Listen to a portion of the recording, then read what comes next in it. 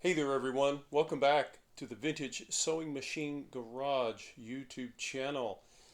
You are looking at the moment, the top and the only portion I am able to open thus far of my Simpsons model N250B3. Not a very exotic name, but of course this is the Japanese-made private label sewing machine produced for the Simpsons retail chain, once upon a time a retailer in Canada. And this machine, I'm guessing mid to late 60s, and it has a lot of features. And I suspect it would have been one of the fancier Simpsons models you could purchase back in the day. So because I have so many, and I mean a lot, so many different areas of this machine are very asleep, very frozen. Just even, not even, I don't even think about turning these knobs. The machine, I can just see it talking to me saying that because everything is stiff. And I know that I got to practice what I preach, because if I turn these knobs, don't, what's the old saying in the television days? Don't touch that dial. Well, don't touch that dial or any of these dials, because stitch length, I mean, this thing is, I don't know if it was stored in an attic or it just sat for 30 years. Honestly, I don't know. What I do know is that it is really asleep. More sleepy than most of the machines I get. Not the worst I've ever seen, but it's pretty asleep. So I have decided that after having placed it on an old towel, a nice fluffy big layered towel, I am going to spray it with a oil penetrant to see if that will help prime the pump, as they say, loosen it up. Now, if you are going to take this approach, and this is the main reason I'm making this video, you cannot just open up, the side door, open up the top, and just start having at it with penetrants. Do not do that, because you have to get the machine ready and you have to know where you're putting penetrants. And before we even start spraying any penetrants, we first need to remove something that does not, I repeat, does not get any penetrant whatsoever. So it's not easy to see here, but down in this cavity, way down in there, is the machine motor. And I'm going to show it to you guys. We're going to go in and we're going to actually move the motor out of where it is, because right now, if I take penetrants, I start spraying around, that penetrant's going to work its way into the motor, and that's a just no, we do not want to do that. You don't want to spray any liquids into a motor. I've talked in many other videos about how and when, in a very limited fashion, you lubricate electric motors. It's not like lubricating the rest of the machine. You have to be extremely specific about what we're doing, and the last thing we want to do is to get any penetrant or any oil or of any kind into that motor. It will ruin the motor, and it could be a safety hazard as well. We just don't want to do that. So the question is, well, how do we lubricate? How do we wake up all of these sleeping mechanical parts when we need to get penetrant in there? So that's what we're going to do. We're going to remove the motor from its housing. We're not going to totally take it all out. When I say totally, we're not going to unwire it, but we've got to get the motor away from where it sits, because right now it sits just behind here, but below a lot of the mechanical parts that I would like to get some penetrant oil in. Another area we need to be mindful of course, is we have a light fixture right here. And you can see me pointing to it. That's where the light bulb is, and then there's the socket, and then there's the wire comes up and travels over to the other side of the machine. We're going to make sure, for example, if we put any penetrant oils in any of the side moving, and I don't know honestly that I have a lot of frozen pieces in this section, right? I can get movement here. This particular area is not particularly it's not ready to go. Okay, it's moving slowly, but it is moving. But again, that's the vertical motion the up and down motion for a straight stitch. But remember, this is a zigzag machine, and there's a pretty good chance that zigzag is not interested in moving right now. So I'm going to be using some penetrance in this area. But again, you're not just hosing it down with penetrant. They've got to be a little more targeted that way. Okay, so next up, we've got to get our motor out of the way, out of harm's way, potential harm's way, when we decide that we want to use penetrance. Okay, so I've gotten our camera lowered down and I've turned the machine to the side, and we conveniently have this nice fluffy white towel. Remember, terry cloth towels are your friend when you're taking particularly the small bits off of a sewing machine, because you definitely do not want to lose the small parts, and they will often nest and get caught into the terry cloth towel, and that's what you want. That will help prevent them from bouncing onto the floor. So first things first, we're going to loosen the screws for the side cover. This is a side cover, and I believe it's actually made of, there's a lot of cast iron in this machine, more than most, because it is one of the heaviest machines I've ever picked up. But this the sound I'm getting on this side cover tells me it's not steel or iron, but it's actually aluminum. So it's kind of interesting to see the areas where they chose to use aluminum and where they didn't. I believe at this time, steel and cast iron would have been cheaper to use than aluminum. And I also I suspect that little side door, the side door on the left side of the machine, I say the side door, the door to the needle and the pressure bars, I believe is also aluminum. It feels lightweight. We'll check it with the magnet. Okay, so here's screw number 1. Make a note of where the screws, how big the screws are and where they go. Okay, because sometimes all of the screws can vary in length. Sometimes just a few of them vary. This is my first time opening this up, by the way. I've never opened up a Simpson's. It's sort of kind of similar to the white 568 that you saw recently. And these two bolts suggest to me that we've got 2 bolts holding our motor bracket onto the machine. That's something you start to see, when you get into the 60s. All right, so turn this just a little bit, make sure you guys can see. I have a bolt here. I say screw. It's really, I guess technically it's a bolt. And this one is fairly long. And you can see most of it is most of the shaft is not threaded. It's a long bolt. To get to the threaded spot where it goes, it needs that length. And we'll do the same thing down here with the bottom. And we'll see. These are loose. I don't know if they've ever been taken off before. Maybe we'll be able to tell with the belt. That's entirely possible. Okay, so remember that the cover is behind the hand wheel, and there are different things we can do. The screwdriver wanting to roll away from me. We can sometimes you can try to slide, if the cover will come toward you, and you can slide it down from the side of the sewing machine deck. However, it doesn't want to do that, so we're going to loosen our hand wheel by first getting our clutch knob, and be careful because, yeah, sure enough, there's the washer. The washer will often, come off with the knob. All right, we don't want to lose any of that, so we'll set that aside. And if you have loosened your set screw here for the knob, make sure you snug it back. You don't want that to go wiggling away from you. Now, remember, the hand wheel is not just going to come off in your hand, because it presumably has a belt attached to it.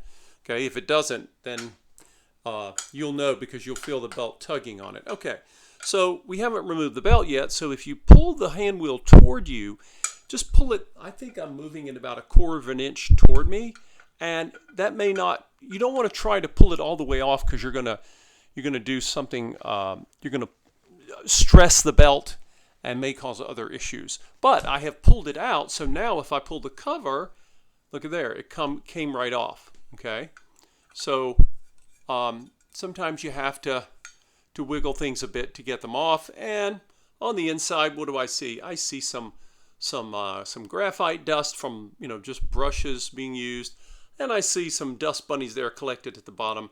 Nothing out of the ordinary for a machine of this age. Okay, let's take a look while we're here. I see. Get my flashlight here, and you can see. Oh, we got a lot of dust here. A lot of dust built up. I don't always see that much dust. I typically, you might see some of the graphite dust from the brushes, but there's a lot of dust here, more than I'm used to seeing. While we're here, might as well. Let's take a look at our belt. I'm going to be loosening the belt. I don't necessarily need to take the belt off. I do not want penetrant or any oils on a motor belt at all. And if you ever get any oil or lubricant of any kind on a motor belt, you want to take it off. And I've done that before. Just, I accidentally got some on the belt. I took it and washed it with some dishwashing liquid, rinsed it off, let it dry, and it was fine. But you don't want to leave any oil on there. Okay, so what are we trying to figure out when we look at our belt? Let's take a look and see if we see any cracks or crazing in the belt. Now, people sometimes criticize these orange amber colored belts. These belts can come in very poor quality versions or decent quality versions. And this one has actually been on for quite some time. These strands in it, I don't know if it's going to pick up for you guys with the glare of the, see if I can come in behind it, with the glare of the flashlight. But basically, there are strands of some sort of fiber that's in the belt. As I turn this, I literally don't see any, I can even push on it, I don't see any cracks forming or crumbling. So I am going to diagnose that belt as just fine. It's a little soiled, but again, you don't have to. Replacing a belt is something you do when you need to do it. It's not something you have to be preemptive about, because if I see any cracks or shredding, I just automatically take the belt off and replace it. But even though this belt is not new, I don't see any of that. So if the belt is in good shape, it's in good shape. How much longer it will run? It depends on how often the machine is used, but they can run for years. Okay, belts don't wear out nearly as quickly as you might imagine. In fact, I would suggest to you that a lot of belts, if they break down prematurely, it's usually because they were stored in a bad place, like a place with a lot of heat, for example. So, all right. So, what's our next step to doing what I mentioned we need to do here? So, I'm going to lower our camera just a bit for you guys. Now, this is going to be similar to the white 568 model in that I don't believe it was made by the same manufacturer, I don't think, in Japan, the makers in Japan. But what is that? Looks like a hair, maybe, who knows, a pet hair. And this is a solid piece of cast iron. Okay, so this back section, sometimes on a sewing machine, the back section will come off. But so what this tells me is that we're going to need, obviously, the motor is going to need to be coming out. And I noticed this. I haven't seen this on a machine before, I don't think. And this is a tab. It's built into the bracket. And I like it because this, what this does have in common with that turquoise white 568 model is it has two bolts to the bracket, which I guess maybe they thought, gives more stability. Not a thing wrong with that. It's kind of nice to see. So, getting my screwdriver tip out here. So what I'm going to do is I'm going to loosen each of these bolts. And actually, I'm going to do more than loosen. I'm actually going to take the bolts out because I've got to get the motor out. Now, what I suspect we're going to find as we try this is we may end up finding what we found. Make sure, by the way, when your bolt comes out, if it has a washer, keep that. Do not lose your washer. Washers are great because they protect the item that the bolt is securing from being damaged. You can see the did you guys notice that? Did you see the bracket move? And you can even see some of the tension. The tension is set when we have our bolts secured in the right position. This little tab here, I like it because I think it's designed to help you move the bracket up and down. And you might think, well, how can you adjust a bracket with 2 bolts? Yes, you can, because there's slots for each bolt, right? So, you know, we can adjust the bracket up or down. Right now, I'm going to move the bracket up so I can take the belt off. The belt, we don't need to. We can remove the belt if we need to, but the belt is going to hang over here, and I'm not really worried about getting any real splash from penetrant oils.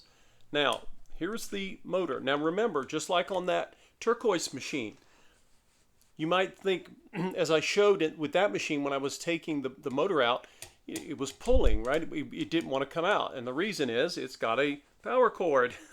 And actually, the power cord for this motor is actually, it's coming out of the motor, and then it's right here. It's coming down because, of course, this being one of those Japanese machines with the dual block core, outlet that you plug in both your motor plug as well as your light plug, right? So what am I going to do? I haven't gone underneath yet like I've shown on the turquoise machine. Remember, we went underneath because on that machine, the motor lead cord was actually it was held in place underneath the white machine with a bracket, and that's why when I was originally pulling on that motor's cord, it wouldn't move. And that, remember I tell you, if sewing machines speak to you, you just have to listen to them.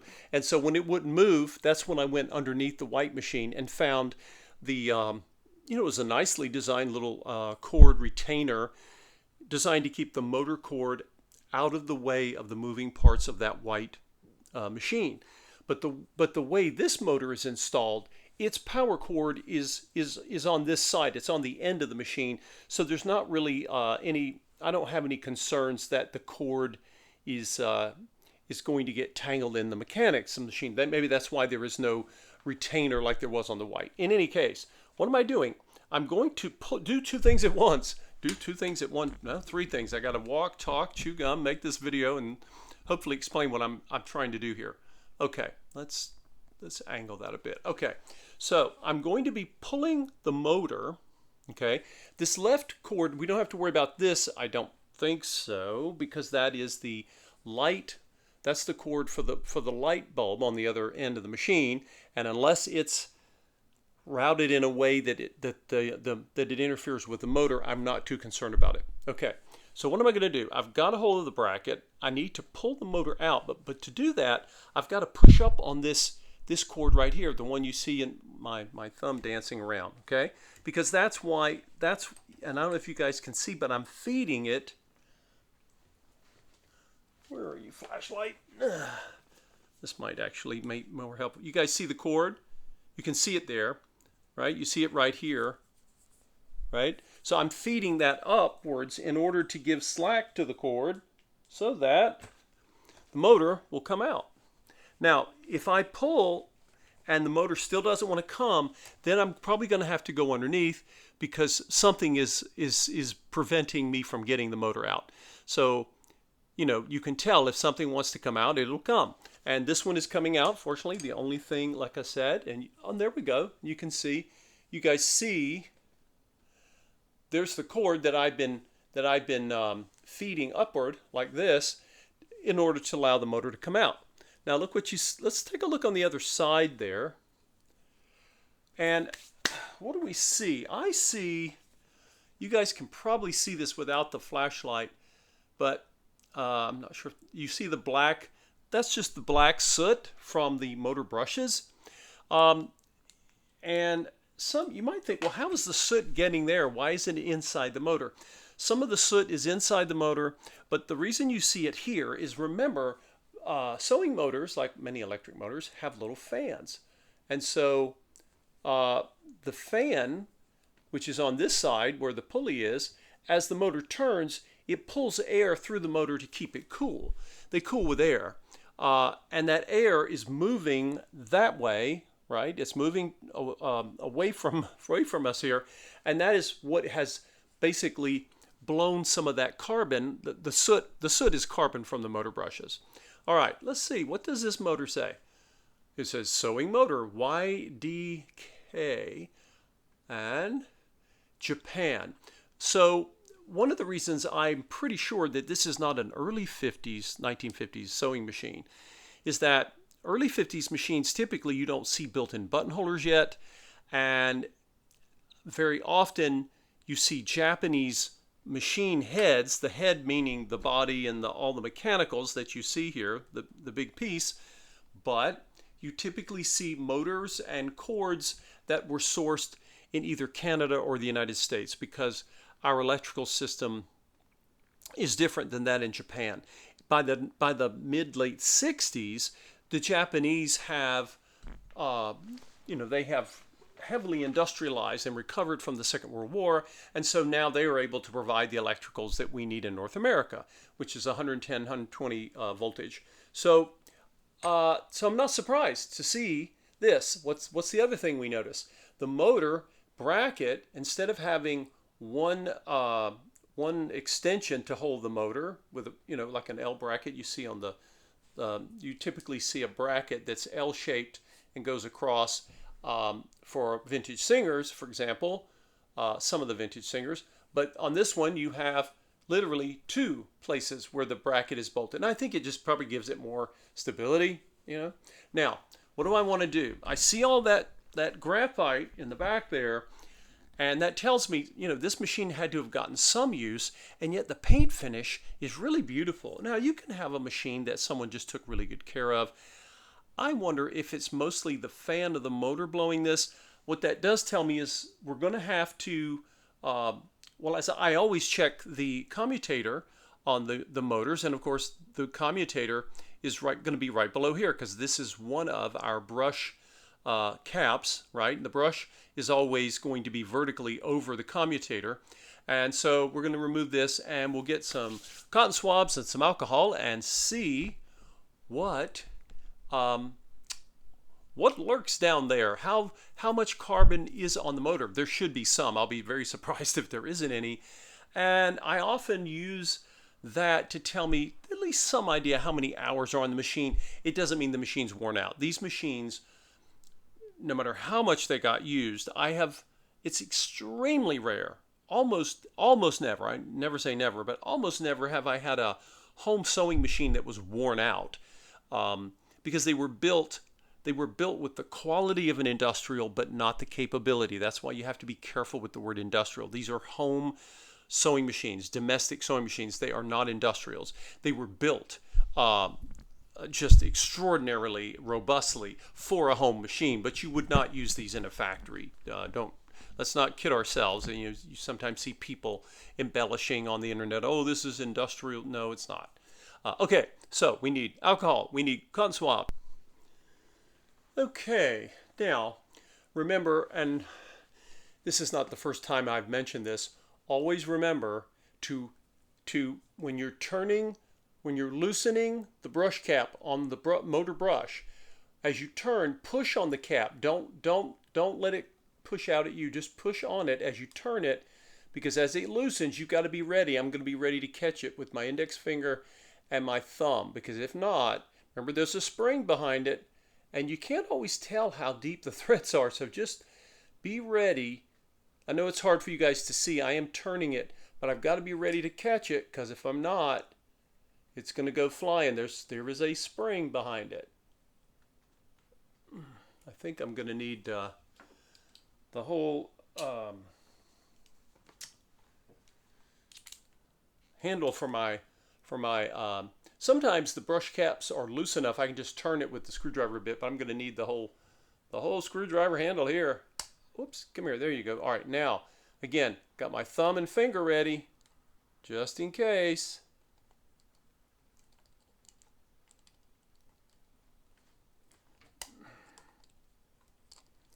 and it's turning, but it's not coming out. I'm wondering if maybe, well, wow, there's a lot of dust in this thing. I don't know if the brush, remember this is a plastic brush cap and it has threads and they're very easily stripped, and I don't know if someone's stripped them before. This is very odd. Okay, so what I did was I turned the motor upside down. Remember, you're going to have two brush caps, and I need to access one of them. Brushes typically are going to wear evenly. So and I'm going to do what I was trying to do on the other one, but here I'm doing it on this one. So that brush cap is still on the other side. It did not loosen.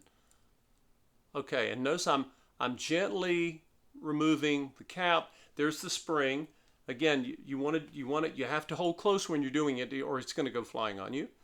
Now, well, look at that. Okay.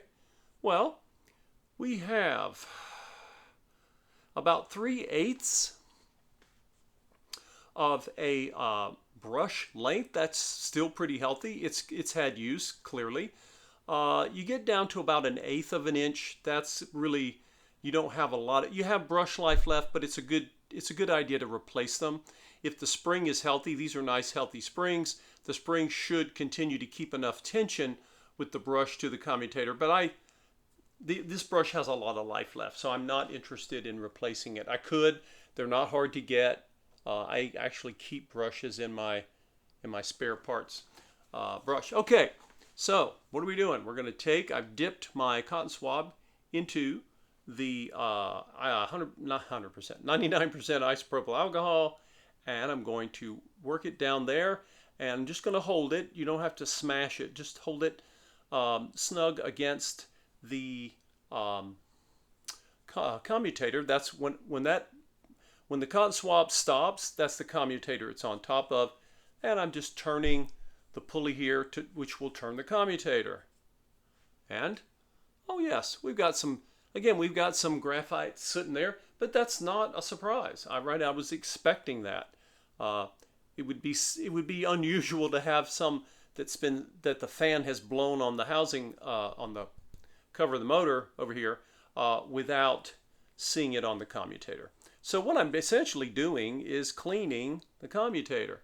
Now, some of what's coming off is actually in the housing, this little well, if you will, this little extended place where the brush goes. Some of that has, I gotta get rid of that cotton swab. And so, but once you've cleaned that out, anything else will be the commutator.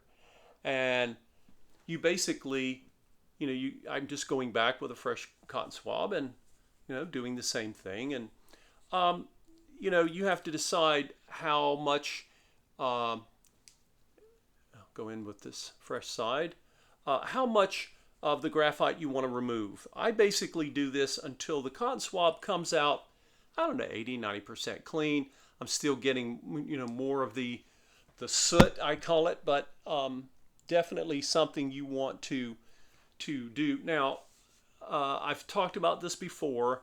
Other people like to clean their commutator. They will use sandpaper, and they will go in with a sharp edge and clean out the grooves in the commutator, and that's fine. But I believe that what I'm doing, my method, because I've tried the sandpaper before, I have done it. And the thing is, I don't want to lose, a commutator has just so much life.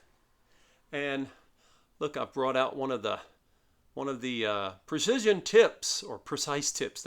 This is the house brand, so they had to call it something other than precision. I guess Q-tip has the copyright on that or something. I use this approach because I believe that cleaning the commutator with the method I'm showing you is, and again, this motor is not plugged in. Never do this with the motor plugged in. That this method I'm showing you is going to remove the vast majority of any carbon or graphite that's built up on the commutator. Okay, and let's go back and use one more of the standard size cotton swabs. And I like this method Could I get more of the, could I get the commutator cleaner by, taking it out and sanding it? Yes. And getting the carbon out of the grooves? Yes. But here's the thing, when you do that, you are going to remove copper. And I think because electric motors are designed to run, not as efficiently, but they are designed to run with, this graphite carbon dust built up on them. Cleaning them this way, you're probably getting a good 90% or more of what's on there. You can see how clean this cotton swab is coming out now. You're going to, we'll do one more, and we'll call it a day. I believe that it's better to conserve these original motors, which when they're in good shape, and this one is. I have no reason to not think so. The wiring looks gorgeous. The reason you want to, the reason I like this method is that I'm getting the vast majority of any of that dust buildup off the commutator without removing any of the copper. And I just don't believe it's worth the trade-off to say, well, I'm going to get that commutator shiny as a penny and get all the grooves, make the grooves soot-free, and the price you pay is to lose some of the copper, and that's just a trade-off. I personally don't think that's a great trade-off. But again, there are people online who like the sanding method and they prefer it, and that's fine. Good minds can disagree at times. All right, now here's my brush. I'm going to put my brush back, and if you're not sure, you can hold the brush up to the light, and I don't know if this is going to show up or not. But what I'm trying to, you can hold it up to the light to see where the curve in the brush is, okay? So the curve is moving like this, okay? And that's exactly the way I want to put it back into the motor, because remember that your brush has, this brush, because it's been used, is seated, right? It's shaped itself to the commutator, and that's what you want.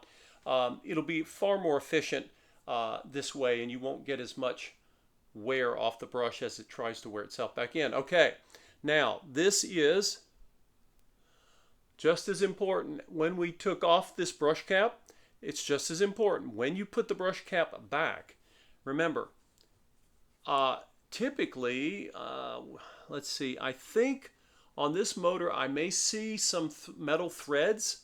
Sometimes you don't even get metal threads, you get like one lip there, but I think I see some threads. But the main point I want to make here is this cap, this brush cap, has plastic threads, okay? So we definitely, it is one of the easiest things in the world to ruin by cross-threading, okay? When you bind up the threads and you damage them. We don't want to do that. So I'm going to take the brush with my finger and thumb, and then I'm just going to push down and start to turn. And if it turns smoothly, I just started it. I got to hold it. Remember, we don't want it flying. I don't know at this point if the brush cap is properly threading yet, okay? Because right now it looks kind of off center, right? But I'm not sure because there's a curvature to the motor. So as soon as I turn, it's not wanting to turn. So I'm going to back up and try again. And maybe it kind of goes in at a slight, if I can get my big hands out of the way, at a slight angle, okay? So you guys see that? Because there's an angle of the, there's an angle with this sort of the top of the motor, or in this case the bottom, is arched. You see the arc there. So really, that brush cap is put in. If I hold the brush up vertically, excuse me, if I hold the motor up vertically, right? You guys see that? But notice the brush is coming in at an angle. What is that? 20 degrees or something? Anyway, now if I turn it, oh, it's turning great. Yes, it was happy. And by the way, this thing does not gradually get snug the way if it were made of steel. So when I turn this and then it stopped, that it's telling me, hey, stop. And I do. I stop immediately. And I have essentially cleaned the commutator. Now we're not done here because there are a couple of different ways you can do this. We've got dust, and I showed you this dust when we first took the cover off. There's a lot of dust here, and what I want to do is I want to remove that dust. There are a couple things you can do. You can get I have a vacuum cleaner, a shop vac, and it has a little tiny micro-sized attachment set. I think it was designed for cleaning computers. You can use that, or a lot of the dust is actually just sitting here right at the front. These holes are acted kind of like a grill. It's not a filter, obviously. And I'll just see what I can get here. If I'm not happy with it, I can always break out the shop vac. And because the shop vac will try, and actually sometimes a dry cotton swab is actually, it might be easier to grab hold of more of this dust and filth. If we use the cotton swab instead of putting alcohol on it, we could. I've tried it both ways. And so I'm basically just, anything that's hanging here, I'm going to go ahead and remove. And sometimes the dust it can be in any different color, many different colors. And I'm also noticing sometimes you'll get some of that graphite. Sometimes the dust will be black colored because you are essentially getting, I'm going to try one of my new fancy, this is the funky shaped cotton swab with the flat end. Why not? Sometimes that black graphite dust will mix in with what is essentially house dust. I think this was in a dusty place, I believe.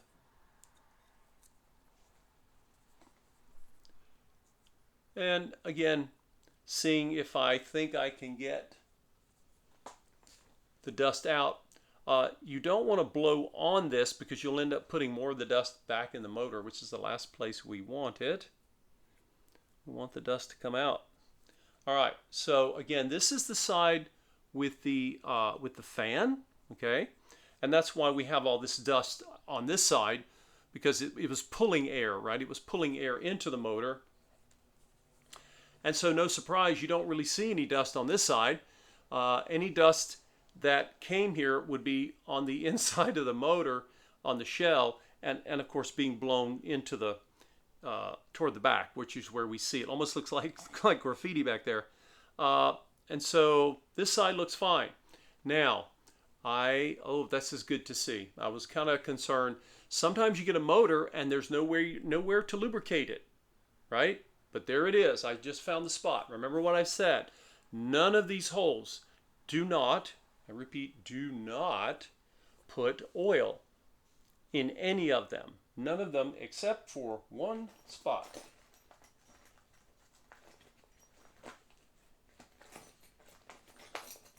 Looking for something to point with. It's right here. Did you guys recognize it? I've shown on my channel before. That hole right there, and there should be one just like it on the other side, and there it is.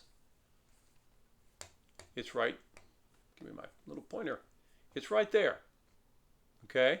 So when before I before I go to put the motor back in, I'll put 1 or 2 drops of sewing machine oil only there, right there. Let's zoom in on that one. Oops, a little too much zoom. Yes, it's right here. It's a very small, smaller than a peppercorn, right there. Okay, that's the only place. And then you can turn the pulley of your motor to help pull. It'll pull some of that oil from where you just put it in down into the bushing. That's where the oil is going. There's a bushing that the shaft of the motor, which goes all the way across, has to rest and turn on. So. Other than that, I see a dirty motor, but I don't really, the brushes are fine. Just has some dust. I think this thing was in a dusty environment. May have had pets, who knows. But anyway, that is how you remove a motor from a Simpson's sewing machine made in Japan. Now, when I say remove, this is essentially all the removing I'm going to do. If I want to be extra careful, what else can I do? I can take like a sandwich bag or a little freezer bag and just put the motor in it just to cover it. again, we're not hermetically sealing the motor. I just want to keep anything from getting sprayed on it. We don't want that, okay? And that will set us up for hopefully getting some penetrant into this machine. And so in the next video, I will show you the areas where I'm going to put that penetrant. And what I can say, because you know, I've talked about the top of this machine before, everyone. I've only got a central area in the middle of the top of the machine where I can actually, yeah, right up here. This is where I can access the mechanical parts, but I can't, this part here is one big piece, monocoque, if you want to get fancy. So I think what I'll do in this case is I'm going to go ahead and remove my hand wheel and my belt just to get them out of the way. I probably could have done it without it, but I wanted to see what else do I have access to here. Oh, that's interesting. That is one of the most interesting. Look at this. I don't know if you guys can see it, but there's the bobbin winder tire right there. And I'm looking at this and I'm pondering it and trying to imagine how would I access this? That was one of my screwdriver tips that went blank onto the floor because it was not on the towel, right? Say, hey, practice what you preach there, garage guy. All right, so if you look, you can see the bobbin winder tire. This is a top, you know, you put your bobbin up on the top. Now, if I come further around, I see two bolts that are holding a bracket, which I believe holds onto my bobbin winder. And if I turn, oh man, this doesn't, oh, well, at least that turned. All right, now I have access to it. So what does that tell us? That tells us they thought about it. They knew it would need to be serviced. Even in this late, you know, I say late, 1967-ish, 68, they were still letting us do that. Thank you, whoever designed it that way. This screwdriver tip may be a little too, oh no, I think, yeah, it's a good size. So, why do I want to take this out? I've never seen a bobbin winder set up this way because I've never seen this machine before. So if you're new to it, then hey, you're in the same boat as me. All right, so why do I want to remove this? I want to remove it because I've got to check this tire out. I think I see some dry rot cracks. It's probably the original tire. Probably they didn't bother to do a color coordinated bobbin tire because it's not visible normally. So, but it needs to come out because when I start spraying the penetrant oil for the rest of the machine that needs it, I don't want to get penetrant. I can oil the moving parts of this, but I don't want to get penetrant on this thing if I can help it. I'm going to need to remove it anyway to service it. To get a new tire on it, so, boy, wow. Well, so much for that. Let's, oh wow, that thing is on there. All right. You know what? In my experience with Japanese-made machines, and you guys know how incredibly well-made they were, and I've talked about this many times. Gosh, that's thick iron. No wonder this thing's so heavy. Believe it or not, I mean, I put some really good torque on that. I squeezed hard, and it wouldn't budge. Can I try to force it? I can. It might be okay, or I might break that bolt, because you can. Some of the steel in some of the bolts and screws for Japanese machines were good, but not quite as good as some of the Singers were. And even with a Singer, you can break it. Don't misunderstand me. You can break any bolt, on a Singer or otherwise. So I am going to carefully, next video when I start putting in some of this penetrant, I'll put some right at these screws and let that get in there and see what it will do to wake up a very sleepy machine. I believe that this machine, based on what I've seen, because of all the machines I've seen over the years, that I think this machine got some decent amount of use when it was new. Someone was very careful with it. I don't see any, really, the bed is gorgeous, no scratches or anything. But then after it got used a bit, maybe someone used it to sew clothes for their children when they were raising a family, and then they put it away for decades because and they may have put this one in an attic. I mean, it's extra stiff, guys. So I don't know. I can't tell you for sure where they put it, but wherever it was, it sat for a very long time. So now we need to wake it up. We just need to wake it up without breaking it. That's the key. So thank you all for hanging in there and watch me explore and check out this new to me machine. And if you have not done so, please consider supporting the channel with the Buy Me a Coffee. You can click on the Buy Me a Coffee link, and it'll take you directly to my Buy Me a Coffee page, and you'll recognize it. It looks just like my YouTube channel page. And you can donate at any level you wish to help fund the purchase of more of these machines and tables and whatever else that comes with them, so that we can keep them out of the landfill, get them in the hands of people who will sew with them and keep them alive for generations more. But most people who sew don't want to do this, or they don't know how, unless it's one of you folks watching, because I do have many sewers who like to work on their own machines. I know you do. But there are people, particularly people who are new to sewing, and they're not sure if, do I want to get one of these old machines? I don't know how they run, and what if it needs repair? And that's the whole point of the of this channel. So thank you all again for watching, and we'll see you in the next installment.